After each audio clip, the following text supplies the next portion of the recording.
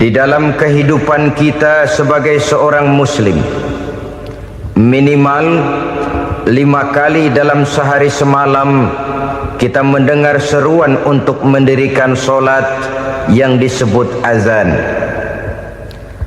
Ada kalimat menarik di dalam kalimat azan itu, yakni seruan hayya 'alal falah, marilah menuju kepada keberuntungan, marilah meraih kemenangan. Seruan ini adalah kecenderungan dari setiap manusia, apapun warna kulitnya. Artinya, setiap orang dalam hidup selalu ingin meraih dan mencari kemenangan. Kemenangan akan melahirkan kepuasan batin, dan kepuasan batin memberikan kebahagiaan. Sedangkan kekalahan melahirkan penderitaan batin, dan penderitaan batin menjerumuskan seseorang di dalam berbagai bentuk kerugian. Jikalau inilah seruan azan, maka masalahnya ialah apa yang menyebabkan kita meraih kemenangan. Al-Quranul Karim memberikan tuntunan dan ajaran kepada kita bahwa orang-orang yang memperoleh kemenangan itu tidak lain adalah orang-orang yang bertakwa. Hanyalah mereka yang bertakwa kepada Allah Subhanahu wa ta'ala pada akhirnya akan tampil sebagai pemenang. Lalu siapa orang yang bertakwa itu? Dijelaskan dalam awal-awal Al-Baqarah, orang yang bertakwa yang akan meraih kemenangan. Pertama, allazina yu'minuna bil ghaib, yaitu orang-orang yang beriman kepada yang gaib, percaya bahwa ada alam yang gaib, alam yang abstrak, alam yang tidak bisa dijangkau oleh salah satu daripada panca indera kita. Mereka percaya dan beriman kepada adanya malaikat, beriman kepada adanya iblis dan jin, beriman kepada adanya alam kubur, beriman kepada adanya alam mahsyar, beriman kepada adanya alam akhirat, beriman kepada adanya surga dan neraka. Beriman bukan cuma sekedar beriman dalam ucapan bibir saja, tetapi beriman yang nilai iman itu mampu mewarnai gerak dan gaya hidupnya. Iman yang meresap sampai ke tulang sumsum, kemudian memberikan dampak positif di dalam kehidupan manusia. Alam, kita tahu, adalah sesuatu yang selain Allah, dan Allah bukanlah alam. Apapun namanya selain daripada Allah, itu adalah alam. Alam pada hakikatnya terbagi menjadi dua. Ada alam syahadah, alam nyata, alam konkret, alam yang bisa dijangkau oleh salah satu indera kita. Kemudian ada alam ghaib, alam yang tidak bisa dijangkau oleh panca indera kita, alam metafisika, alam abstrak, alam yang wajib kita imani keberadaannya. Kita percaya bahwa malaikat itu ada, kita percaya kepada jin, bahwa jin itu ada, kita percaya kepada adanya iblis dan setan. Bukan percaya kepada iblis dan setannya, percaya bahwa iblis dan setan itu ada. Itu termasuk salah satu daripada sifat orang yang bertakwa kepada Allah. Saudara-saudara kaum muslimin rahimakumullah, kecenderungan pembangunan yang lebih bersifat materialistis biasanya menggeser aspek kehidupan rohani. Orang berpikir empiri, dan dalam pola pikir yang demikian maka alam gaib tidak lagi mendapat perhatian. Aspek kehidupan yang bersifat rohaniah malah mulai ditinggalkan. Akibatnya terjadilah kepincangan di dalam kehidupan kita. Pernah ada satu pengalaman pribadi dalam perjalanan kembali ke tanah air. Dalam pesawat di sebelah kanan saya duduklah seorang Jerman namanya Heiner Simonsen. Iseng saya ajak kenalan, saya ajak ngobrol, saya tanya dia. Saya bilang, Mas Henner ini. Kalau pesawat yang kita tumpangi ini jatuh ke bawah, kira-kira apa yang bakal terjadi, Mas? Dia bilang, kita semua akan mati. Begitu? Ya. Oke. Apa itu mati? Tanya saya. Dia bilang, untuk tahu apa itu mati, kita harus tahu lebih dahulu apa itu hidup. Saya pikir nih bule bisa ngomong juga. Baiklah kata saya. Apa hidup menurut Anda itu? Oh, hidup itu dia bilang, kalau seluruh anggota badan kita bekerja secara normal, paru-paru memompa darah secara normal, jantung berdetak secara normal, sel-sel tubuh bekerja secara fit, dan organisme tubuh hanya mau bekerja secara normal, dia bilang, kalau kita memberi makan yang cukup, menu yang teratur, dan gizi yang lengkap. Saya bilang, kesimpulannya apa, Ner? Dia jawab, hidup adalah dari tangan ke mulut. Life is from the hand to the mouth, kata dia. Hidup adalah dari tangan ke mulut. Jadi masalah hidup tidak lebih daripada masalah isi perut. Orang pergi pagi, pulang sore, peras keringat, banting tulang, perut yang dibelain. Saya bilang, you are wrong. Sampean salah, Ner. Kamu orang Islam bukan? Bukan. Pantas. Kenapa saya salah? Dia bilang, ya jelas salah. Salahnya di mana? Kamu ini manusia. Kalau hidup cuma dari tangan ke mulut, saya bilang, kambing di kampung saya juga begitu pikirannya, Ner. Itu kambing di kampung saya, asal perutnya kenyang, sudah hidup dia. Perkara besok bagaimana, lusa prospeknya macam mana, bulan depan ada apa, kambing nggak pernah mikir. Di kampung saya kambing juga pikirannya begitu. Kamu Kristen ya? Tadinya. Loh kok tadinya, lalu apa sekarang kamu ini? Dia bilang, sekarang saya netral. Saya tidak beragama, tapi saya percaya kepada Tuhan sebagai pencipta alam. Saya ingat benar dia bilang, I haven't any religious, but I believe to God as the creator of the world. Kenapa bisa netral begitu, Ner? Habis saya bingung katanya. Islam bilang Islam baik, Kristen bilang Kristen baik, Hindu Buddha bilang Hindu Buddha baik, semua agama baik. Saya netral sekalian, nggak beragama. Yang penting saya percaya kepada Tuhan. Saya bilang, Ner, kamu ini kayak orang mau beli celana, lalu bingung. Yang satu bilang Levi's bagus, yang satu bilang Blue Jean hebat, yang satu bilang Wool England hebat. Celana ini hebat, celana itu bagus, celana ini hebat, semua celana bagus, kamu bingung. Akhirnya netral, tidak pakai celana. Itu juga salah. Saya pikir-pikir, kemudian saya melihat bahwa dua pola berpikir Henner ini nampaknya sudah mulai menggejala di lingkungan masyarakat bangsa kita. Disadari atau tidak, secara jujur kita harus berkata, dua pola pemikiran Henner ini mulai berkembang di tengah masyarakat bangsa kita. Pertama, pola pikir materialisme. Hidup adalah dari tangan ke mulut. Masalah hidup tidak lebih masalah isi perut. Itu yang perlu dibela, dan disitulah arti kehidupan.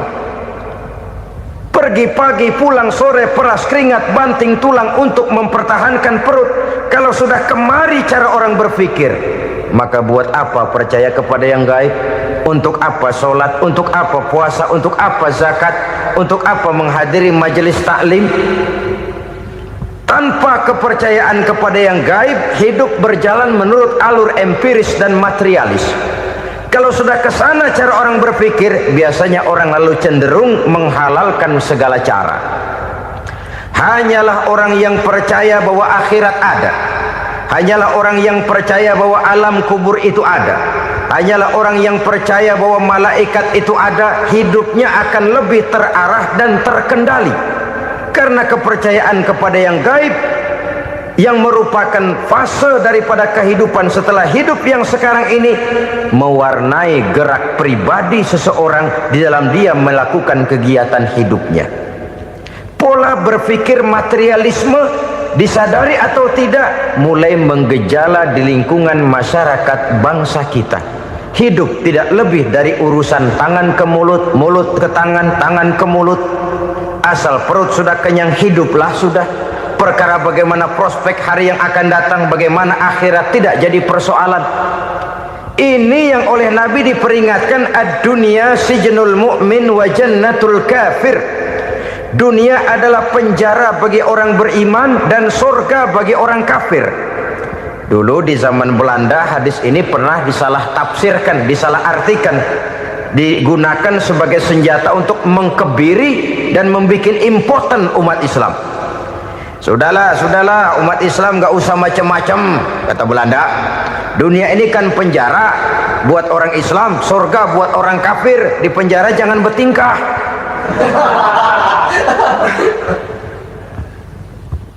Pengertiannya tidak begitu.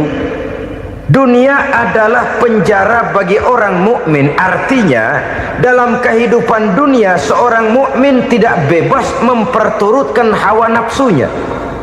Di penjara hawa nafsunya. Sebaliknya surga bagi orang-orang kafir. Buat orang kafir surgalah dunia ini. Mereka bebas memperturutkan hawa nafsunya, dilarang tidak terlarang, dicegah pun tidak tercegah.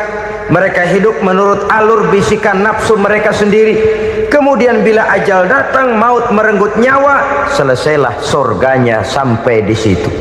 Maka bagi orang-orang yang tidak percaya kepada adanya akhirat, kepada adanya alam gaib, surganya sebatas umurnya. Sekali lagi, surganya sebatas umurnya. Bila umur selesai, ajal pun datang merenggut nyawa, selesailah sudah surganya sampai di situ. Alangkah pendeknya perjalanan orang-orang yang tidak percaya kepada alam gaib ini. Bagi kita mukmin, jikalau kita mampu memenjarakan hawa nafsu, kita bisa bahagia di dunia ini. Dan Islam memang tidak menyuruh kita sengsara di dunia. Raih dunia, kejar dunia, gapai dunia sebagai alat untuk mencapai kebahagiaan di akhirat nanti. Hidup adalah satu perjalanan panjang yang terbentang sejak kita terlahir dari alam rahim sampai kepada alam akhirat nanti. Andai kata kita gagal meraih kebahagiaan di dunia, toh kita masih punya akhirat. Tapi jangan jadi dalil yang melemahkan semangat. Biarin dah kita di dunia kebelangsak, yang penting akhirat. Akhirnya dunia benar-benar kebelangsak. Bagaimana dunia ini bisa kita raih, dan bagaimana meraih dunia untuk menunjang kepentingan akhirat nanti. Yang kedua, dari pikiran Heiner yang saya lihat menggejala di lingkungan masyarakat bangsa kita, timbulnya manusia-manusia netral. Seolah-olah Tuhan yes, agama no. Sama Tuhan percaya, agama ogah. Tuhan ngangguk, giliran agama godeng. Padahal hampir dalam setiap ayat dalam Quran, kata-kata amanu biasanya bergandeng dengan wa amilus sholihat, iman dan amal soleh. Ini sebagai isyarat Tuhan dan agama jangan pernah dipisah-pisah. Apabila kita bertuhan, maka kita harus beragama. Apabila kita beragama, maka agama itu harus bersumberkan dari Tuhan yang kita imani itu. Tidak mungkin kita pisah, Tuhan yes, agama no. Sama Tuhan percaya tapi agama bikin sendiri. Sembayangnya cukup bengong 2 jam madep ngulon.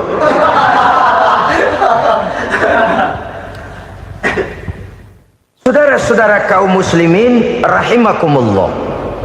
Jadi dengan demikian, agama yang kita akui merupakan unsur mutlak di dalam pembangunan sekarang ini, merupakan bagian dari kehidupan yang menuntun kita bahwa di balik alam nyata ini, di balik alam syahadah ini ada alam gaib. Dan mudabbir, murabbi, yang mengatur, yang menguasai, yang memelihara baik dia alam nyata, baik dia alam gaib, tidak lain adalah Allah Subhanahu wa ta'ala. Di sana ada satu super power, satu maha kekuatan yang kita perlu bersandar kepadanya. Sebagai makhluk nyata yang hidup di alam nyata, berbuatlah secara nyata sebagaimana harusnya kita berbuat. Karena Islam jelas bukan agamanya orang pemalas. Islam jelas bukan agamanya orang yang mengajarkan setelah selesai sholat boleh duduk, nggelenggem ayam-ayam, ndelohom, menghitung bintang di langit sambil menunggu keajaiban. Tidak. Islam adalah agama yang mengajarkan apabila sholat sudah selesai kamu kerjakan, bertebaranlah di permukaan bumi, cari karunia Tuhanmu. Jangan hidup berpangku tangan menunggu keajaiban. Karena hidup bukan undian. Jangan berharap untung besar tanpa mau peras keringat. Tapi di sebalik itu toh kita juga harus yakin bahwa di sisi usaha nyata yang kita lakukan ada satu super power, satu maha kekuatan gaib yang menentukan berhasil dan tidaknya usaha kita.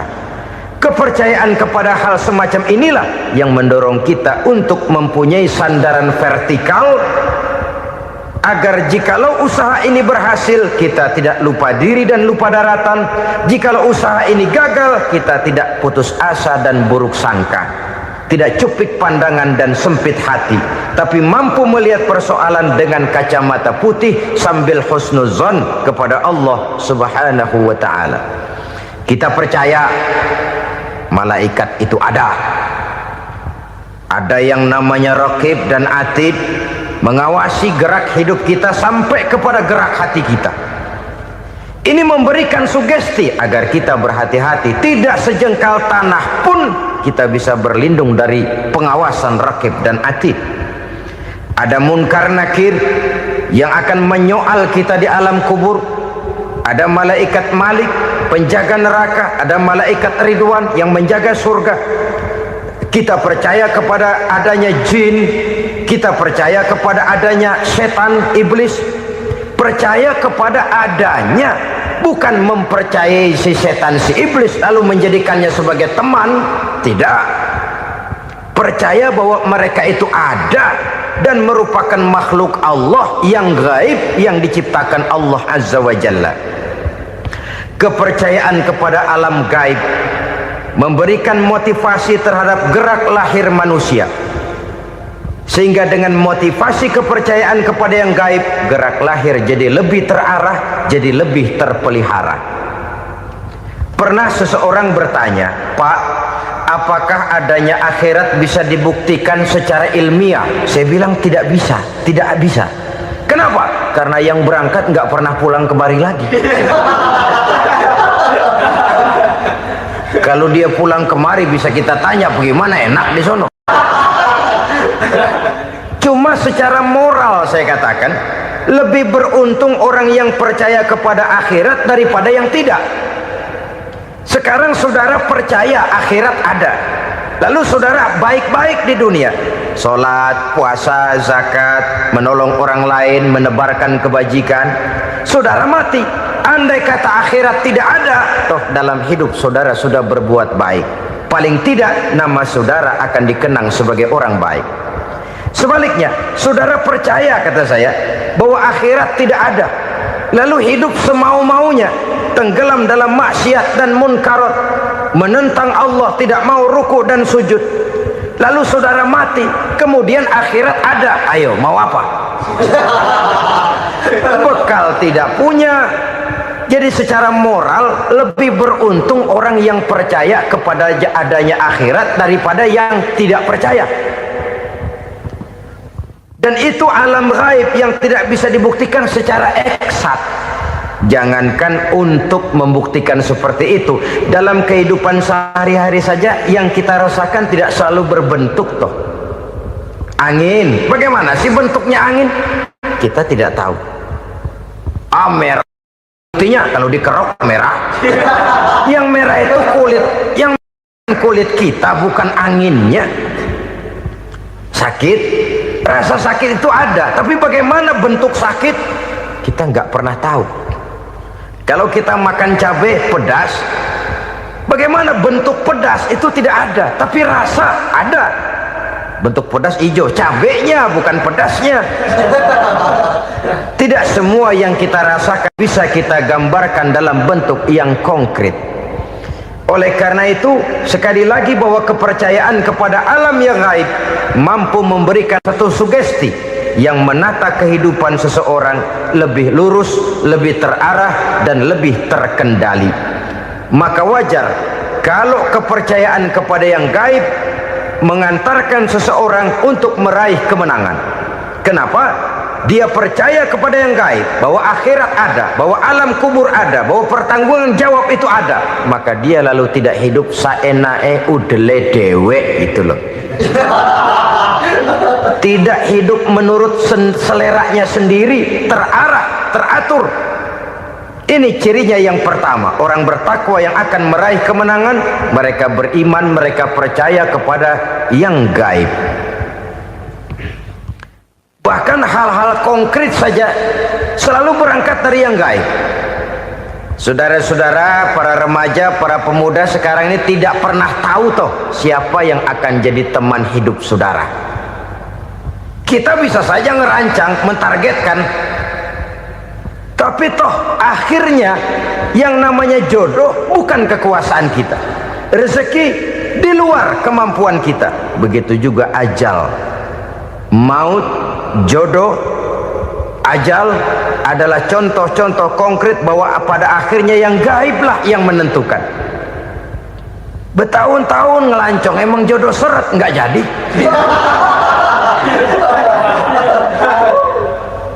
Begitu kenal baru setengah malam nginep ditangkap hansip kan.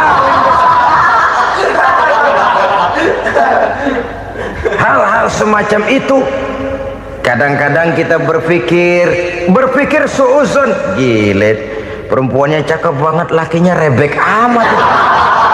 Memang begitulah jodohnya. Memang begitulah jodohnya. Saudara hadirin ma'asyiral muslimin yang saya hormati, jadi hal-hal yang konkret saja kita yakini sepenuhnya ditentukan oleh satu superpower yang gaib itu tadi. Dari sanalah segala ketentuan itu berangkat dan kesanalah segalanya akan kembali. Maka kepercayaan kepada yang gaib meluruskan gerak hidup seseorang dan itu akan mengantarkan dia kepada meraih kemenangan. Satu. Yang kedua, wa yuqimuna shalah. Orang bertakwa yang akan meraih kemenangan itu adalah orang-orang yang mendirikan sholat. Kenapa sholat mengantarkan orang untuk meraih kemenangan? Yang jelas, inna sholata tanha anil fahsya'i wal munkar. Sholat mampu mencegah manusia dari perbuatan keji dan munkar. Banyak filsafat hidup yang terkandung di dalam sholat ini.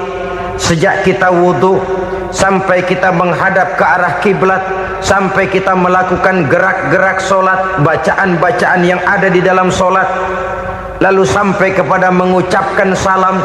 Banyak filsafat hidup yang terkandung di dalam sholat. Umpamanya saja, setelah takbiratul ihram mulai kita dengan sholat dalam posisi berdiri, diajarkan dalam kitab-kitab fikih agar kita melihat ke arah tempat sujud. Ini kan filsafat kehidupan. Kalau kamu sholat dalam posisi berdiri, lihat tempat sujud. Jangan sholat mata jelalatan, sebab nanti bisa mengurangi kekhusyuan. Jadi wajar kalau yang dikatakan bahwa yang paling afdol adalah shaf yang di depan. Kenapa? Secara harfiah pengertiannya akan lebih mengundang kekhusyuan. Kenapa? Kalau kita di shaf paling depan di masjid umpamanya paling banter kita lihat tembok. Tapi kalau kita shaf di tengah atau di belakang, orang-orang di depan kita pun akan kelihatan. Yang bajunya loreng, yang bajunya genggang, yang bajunya macam-macam. Kita lihat, kadang-kadang kita pikirin, ada yang bajunya bolong. Kita sholat tapi dalam hati, nih orang bajunya robek yang nggak tahu apa. Ada saja hal-hal yang mengusik kekhusyuan kita. Oleh sebab itu diajarkan dalam posisi berdiri, lihat, arahkan pandangan matamu kepada tempat sujud. Ini kan filsafat kehidupan. Maksudnya apa? Kalau lagi diri lihat dong tempat sujud. Kalau udah di atas ingat dong sama yang bawah. Kalau sudah tinggi, ingat dong dari mana kamu berangkat.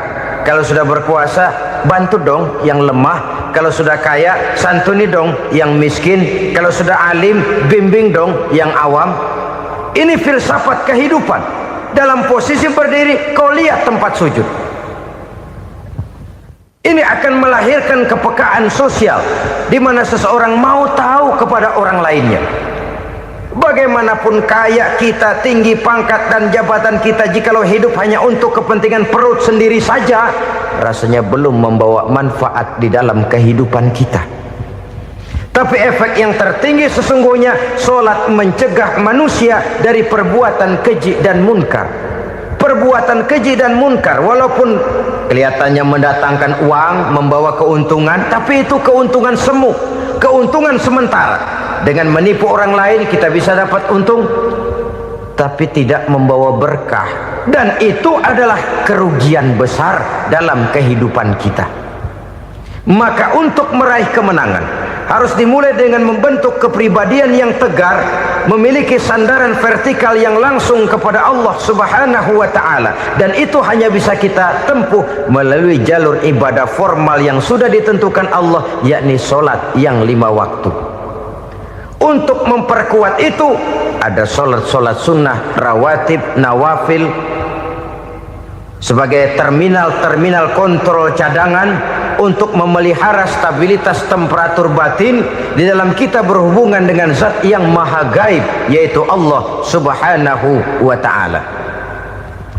Orang sering bertanya, Pak, itu tetangga saya nggak sholat, duitnya nggak habis-habis, Pak.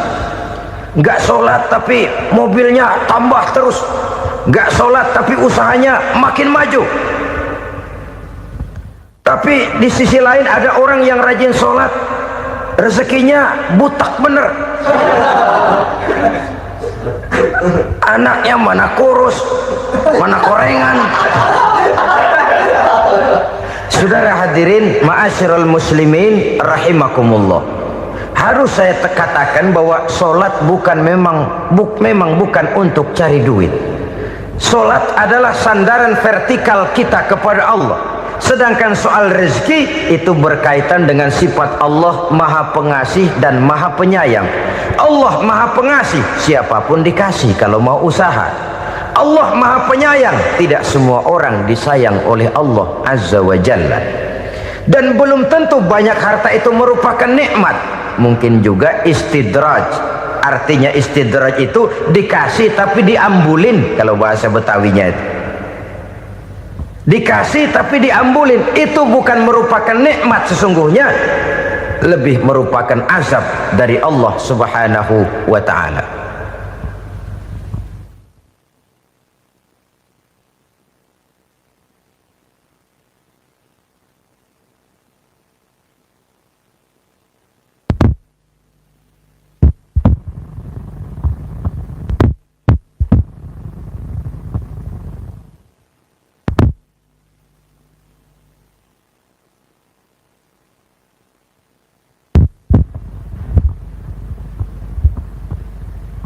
Agama mempunyai sistem solat, dan kita umat Islam telah dituntun oleh Allah Subhanahu wa ta'ala yang wajibnya 5 kali dalam sehari semalam mendirikan solat, dan itu tentu berada dalam jangkauan kemampuan manusia.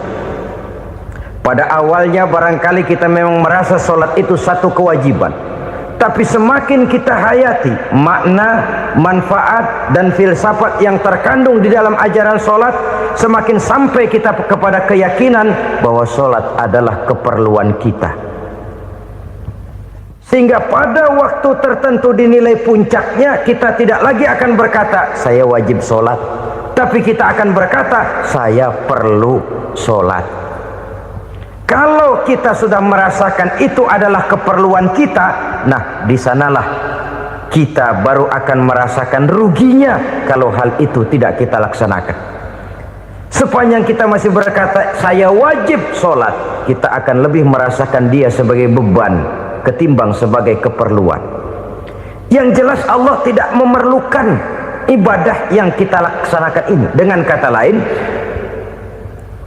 Andai kata satu dunia penuh ini orang tidak ada yang sholat satu pun, Allah tidak akan turun dari jabatan Tuhan. Jangan lalu berpikir kalau kita ngambek se-RW kagak sembahyang Tuhan tekor kali ini ya. Tentu tidak. Itu perlunya kita, bukan perlunya Allah. Dan pada induknya kita akan berkata, saya perlu agama. Kalau secara induk kita sudah memerlukan agama, maka konsep-konsep yang ada di dalam ajaran agama itu pun adalah juga merupakan keperluan kita. Baik dia bernama sholat, baik dia bernama puasa, baik dia bernama zakat, baik dia bernama haji, seluruhnya adalah keperluan kita. Dan sesuatu yang kita perlukan apabila tidak kita laksanakan akan melahirkan kerugian di dalam kehidupan. Jangan heran kalau kita membaca riwayat perjalanan hidup para salafus soleh, orang-orang soleh. Ada yang tahajud sampai 100 rakaat, ada yang sholat malam kakinya sampai bengkak. Kita sekalinya bengkak biri-biri. Ada yang sholat membaca surah dalam Al-Quran sampai khotam Quran. Kok mau? Mereka sudah merasakan itu keperluan. Itu saja soalnya. Satu saat pun jikalau kita merasa bahwa itu keperluan saya, kita pun akan melaksanakan seperti itu. Keperluan saya dalam kehidupan. Inilah yang kedua. Yang ketiga, orang bertakwa yang akan meraih kemenangan itu, wa mimma razaqnahum yunfikun. Mereka membelanjakan sebagian daripada rezeki yang diberikan Allah kepada mereka. Mereka infakkan di jalan Allah. Ada satu dialog menarik. Satu hari seorang anak muda bertemu dengan seorang kakek-kakek yang sudah dikenalnya baik. Bertanyalah anak muda ini, "Kek, umur kakek berapa tahun?" 15 tahun, kata si kakek.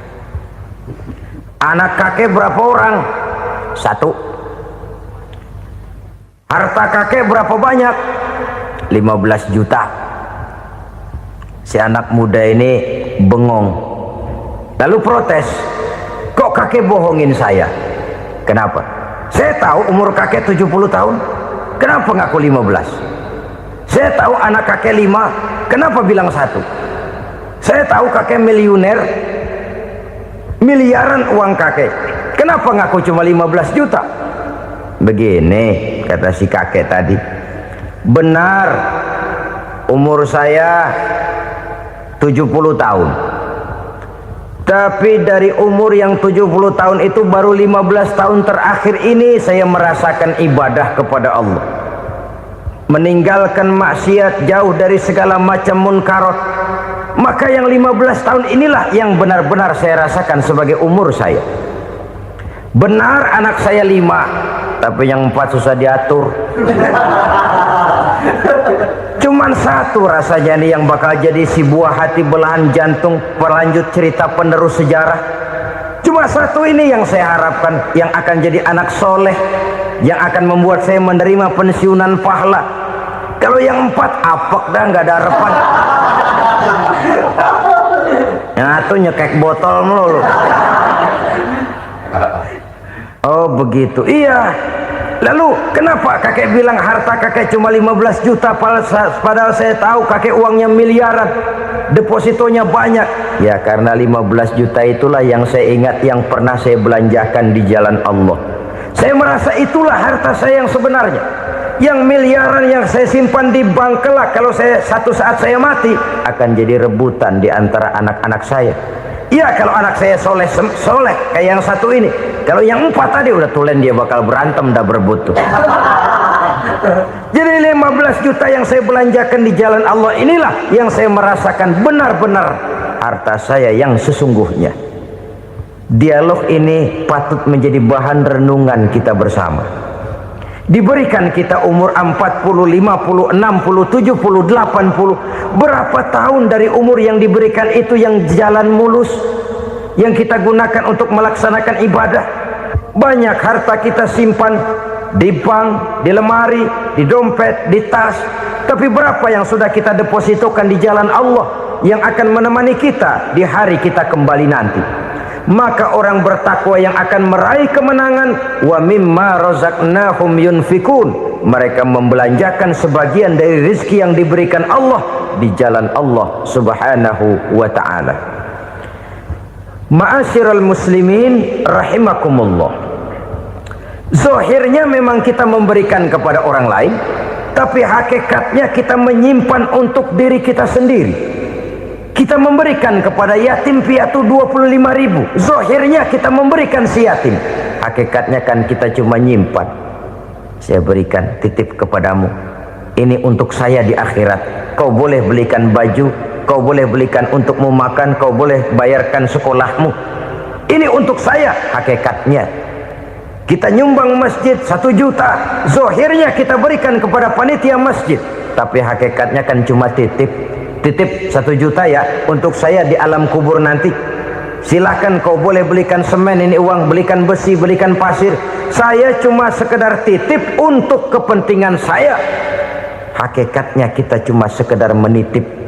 Sebagaimanapun pada hakikatnya, apapun yang kita miliki dalam kehidupan kan cuma sekedar hak guna pakai, bukan hak milik mutlak.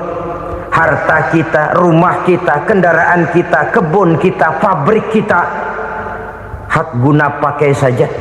Hak milik mutlak cuma untuk Allah subhanahu wa ta'ala. Saudara-saudara kaum muslimin rahimakumullah, ini yang ketiga.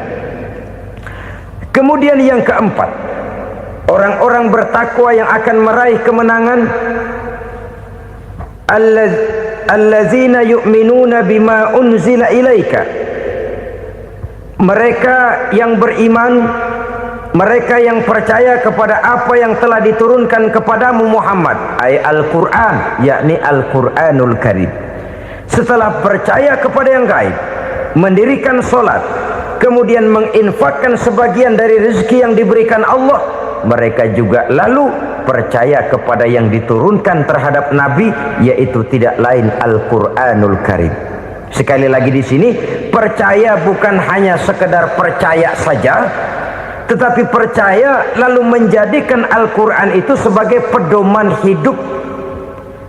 Sebab memang Al-Quran itu adalah GBHM, garis-garis besar haluan muslim.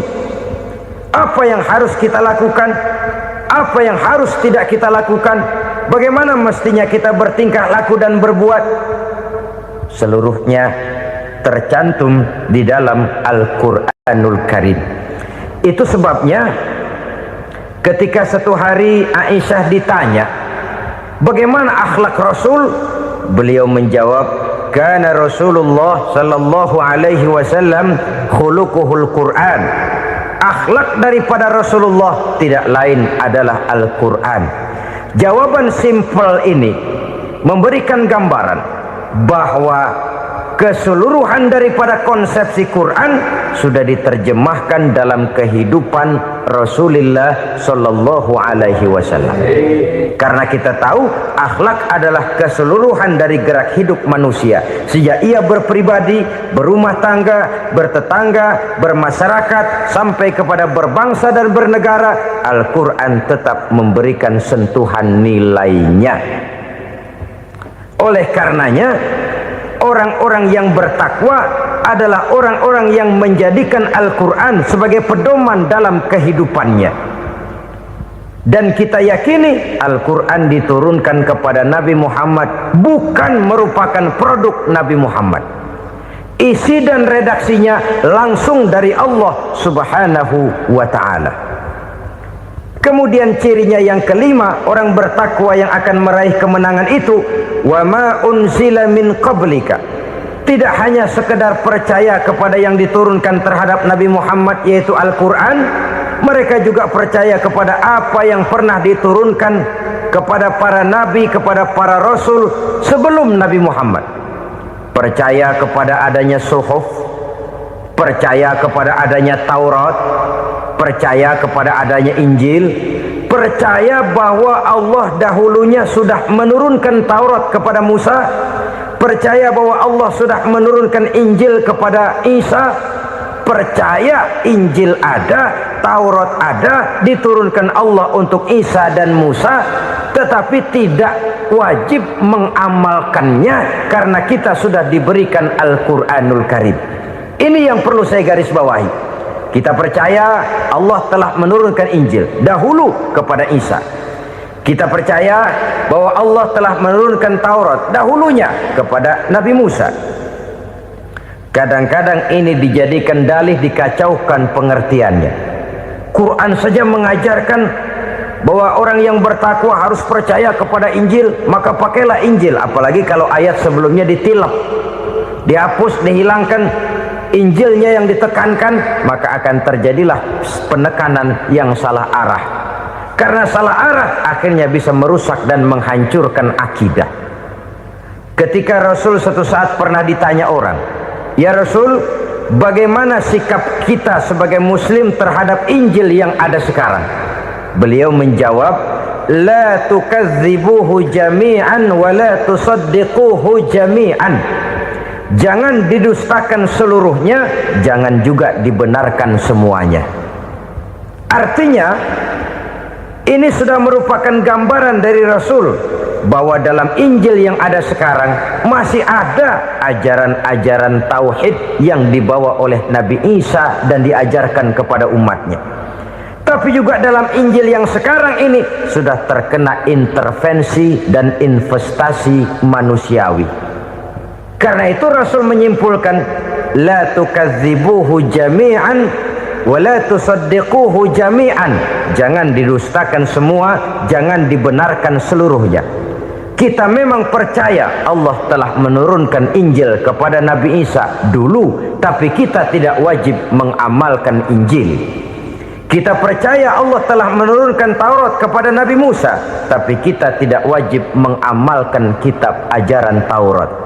Yang wajib kita percayai dan kita amalkan hanyalah Al-Quranul Karim. Kenapa? Oleh karena baik yang ada di dalam Taurat, baik yang ada di dalam Injil, tentu tercakup di dalam Al-Quran sebagai kitab terakhir yang diturunkan oleh Allah Subhanahu wa Ta'ala. Dan itu wajar. Kalau seorang pejabat mau mengeluarkan satu keputusan baru, tentu dia harus meninjau keputusan-keputusan lama. Andai kata dianggap tidak berlaku, dianggap tidak relevan lagi, maka keputusan-keputusan lama itu tentu sudah dianggap tidak berlaku. Sebagian daripada aturan-aturan dalam keputusan lama yang masih dianggap relevan tercantum dalam keputusan baru yang wajib diamalkan. Begitulah hubungannya antara Al-Quran, Taurat, Zabur, dan Injil. 4 kitab samawi yang diturunkan Allah masing-masing kepada Zabur untuk Nabi Daud, Taurat untuk Nabi Musa, dan Injil untuk Nabi Isa alaihi wassalatu wassalam. Ketiga-tiga kitab itu kita percayai adanya. Kita yakini Allah telah menurunkan Zabur, Taurat, dan Injil, tapi kita tidak wajib mengamalkannya. Yang wajib kita mengamalkannya sekarang ini tidak lain hanyalah Al-Quranul Karim saja, karena ia mencakup apa yang ada di dalam Zabur, apa yang ada di dalam Taurat, dan apa yang ada di dalam Injil. Keotentikannya bisa dipertanggungjawabkan. Ya, tapi kan Nabi Muhammad sudah mati 14 abad yang lalu, dan di zaman beliau Al-Quran kan belum dikodifikasikan, belum ditulis. Bagaimana keotentikannya bisa dipertanggungjawabkan? Mudah saja.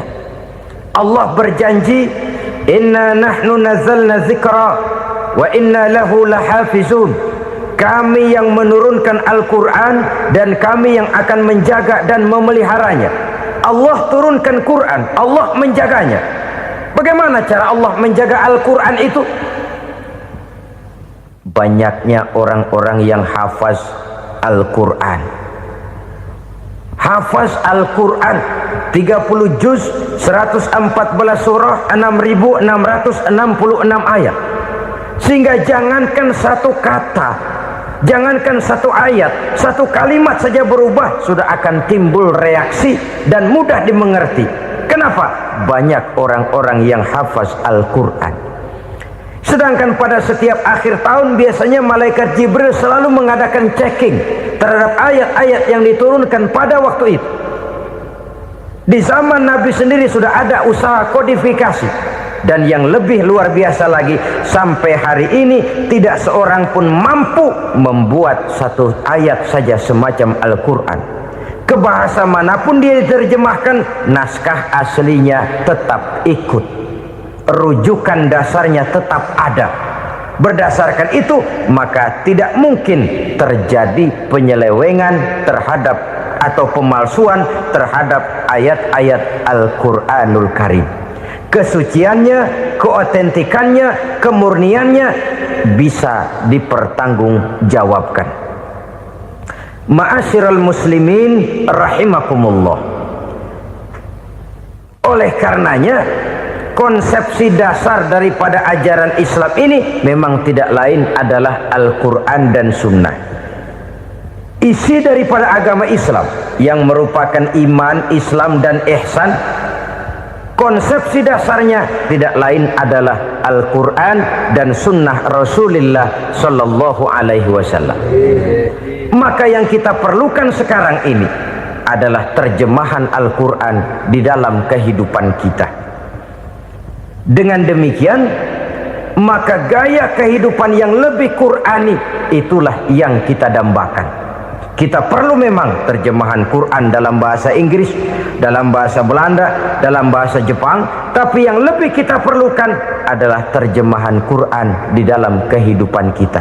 Konsekuen, tidak memanipulasi, ringan sama kita jinjing, berat sama kita pikul. Jangan kalau lempengan ayat Quran tuh kira-kira enak diamalin, keras teriakan kita. Giliran kira-kira ayat Quran itu mukul kepala kita sendiri, diam kita. Itu ciri yang pernah disindir Allah dalam awal-awal Baqarah juga. Ciri beragamanya orang yang munafik. Kullama adha'a lahum masyawfih, kata Allah. Wa iza azlama alaihim qamu. Apabila terang mereka jalan, apabila gelap mereka berhenti. Artinya, kalau kira-kira di Islam nguntungin, rame-rame pada teriak Islam. Tapi ketika diminta untuk berjuang, ketika dituntut untuk berkorban, rame-rame mengundurkan diri. Nasib agama tidak ubahnya seperti daun pisang yang dikait orang di tepi jalan lantaran tak berpayung di ketika hari hujan. Manakala hujan usailah sudah, daun itu pun dicampakkan di tepi jalan, diinjak pula orang nan lalu. Artinya, orang menjadikan agama cuma sebagai lipstick, decoration only, tidak konsekuen. Hanya pada saat-saat kelihatannya Islam membawa keuntungan, rame-rame orang teriak-teriak tentang Islam. Tapi jikalau diminta berjuang, jikalau dituntut untuk berkorban, biasanya rame-rame juga mengundurkan diri. Jangan heran kalau mayoritas hitungan kita, tapi minoritas peranan kita.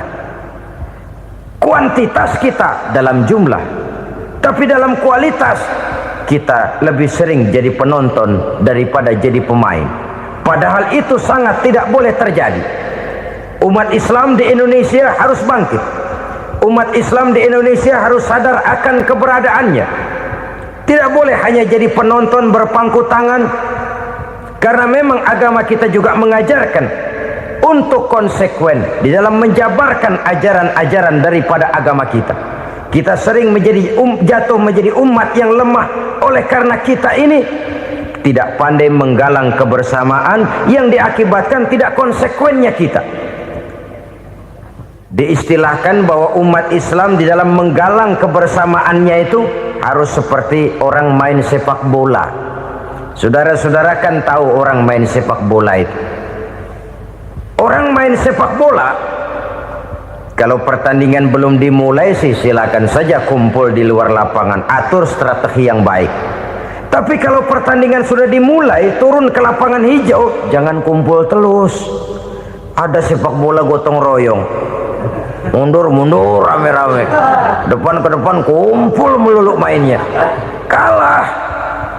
Orang main sepak bola itu ya harus ada penyerang tengah, harus ada penjaga gawang, harus ada strikernya, harus ada kiri luarnya, kanan dalamnya yang jadi backnya. Posisi boleh bermacam-macam, tapi yang penting saling ngoper untuk menggolkan gawang lawan. Begitulah umat Islam ini. Boleh ada yang jadi pejabat, boleh ada yang jadi pengusaha, boleh ada yang jadi petani, silakan ada yang jadi seniman, ada yang jadi penyair, ada yang jadi artis sekalipun. Tapi kalau sudah berhasil menguasai bola, jangan lupa operannya. Operan itu yang langka. Kita ini muslim kadang-kadang kalau sudah memegang menguasai bola, kalau belum mau mampus, belum mau ngoper. Nanti kalau sudah nggak punya bola, baru mau ngoper. Kalau sudah dengar-dengar mau dekat pensiun, baru mau jihad, baru mau berjuang, baru mau ngurus pesantren. Tanda tangan sudah tidak laku, memo sudah tidak dihargai, baru mau berjuang. Kemarin kemana, Mas? Kita tidak pandai memanfaatkan posisi. Dengan kata lain, kalau kembali kepada persoalan kita, konsekuensi kita terhadap agama yang kita anut ini belum ideal. Kita masih lebih sering berislam ini pada saat-saat yang menurut perhitungan kita membawa keuntungan. Tapi kalau diminta berjuang, dituntut berkorban, yang itu pun hakikatnya adalah untuk kepentingan kita juga. Allah tidak pernah menuntut kita untuk jihad bagi kepentingan Allah, itu tidak. Berjuang menegakkan agama Allah, apakah untuk kepentingan Allah? Tidak. Untuk kepentingan kita. Sebab nilai-nilai jihad itu pada akhirnya akan membawa kita kepada suatu kebahagiaan. Setidaknya kalau tidak di dunia, tentu di akhirat sebagai syahid. Oleh karena itu, pada bagian akhir ini saya ingin mengajak, marilah kita konsekuen. Sekali kita berkitabkan Al-Quranul Karim, mari dia kita jadikan pedoman. Jangan cuma kita jadikan sebagai penghias dinding, pelengkap rumah, bahwa di rumah kita ada Al-Quran, tapi yang baca kecoa. Habis pada bolong tuh Quran. Yang penting kan punya Quran. Ditaruh di pintu rumah, biar apa? Biar kuntilanak kagak masuk katanya. Ya, apa itu nasib Quran? Cuma kerjanya jaga pintu, ngusir kuntilanak, ngusir memedi. Bagaimana kita hidup menurut tuntunan Al-Quran? Kadang-kadang tidak pernah menjadi masalah bagi kita. Maka bagaimanakah Al-Quran akan mungkin membawa keberkahan dalam hidup kalau ajarannya kita injak-injak dalam keseharian kita? Mewujudkan gaya hidup yang lebih Qurani, itulah yang akan kita rintis di dalam kehidupan kita, bertahap, step by step, menurut kemampuan yang ada pada kita. Jika jalan ini tidak bisa kita selesaikan, percayalah akan ada generasi penerus yang akan melanjutkan usaha dan cita-cita mulia itu. Jadi percaya kepada Taurat, percaya kepada Injil, sekedar percaya Allah dahulunya sudah menurunkan itu, tapi kita tidak wajib mengamalkannya. Kenapa? Generasi Injil masa berlakunya sudah kedaluarsa. Taurat masa berlakunya sudah kedaluarsa. Injil pernah berlaku untuk orang Nasrani di zaman Nabi Isa. Taurat pernah berlaku untuk orang Yahudi di zaman Nabi Musa. Setelah generasinya berlalu, datang Rasul penutup yang membawa Al-Quranul Karim, maka Al-Quran itulah yang berlaku menjadi pedoman sampai hari akhir nanti. Jangan jauh dari Al-Quran, karena apabila ini kita lakukan, maka kita akan kembali kepada satu gaya hidup yang jauh dari tuntunan agama, dan itu artinya kita akan semakin jauh untuk meraih kemenangan. Saudara-saudara kaum muslimin rahimakumullah.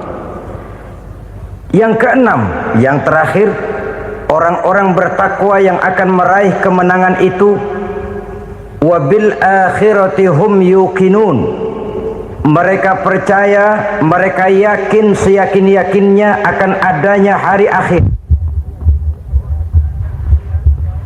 di mana seseorang akan mempertanggungjawabkan seluruh perbuatannya di dalam hidup ini, dan tidak ada satu perbuatan yang bagaimana kecilnya sekalipun yang tersembunyi dalam pandangan manusia yang tidak akan dibukakan persoalannya di mahkamah Qadi Rabbul Jalil di akhirat nanti.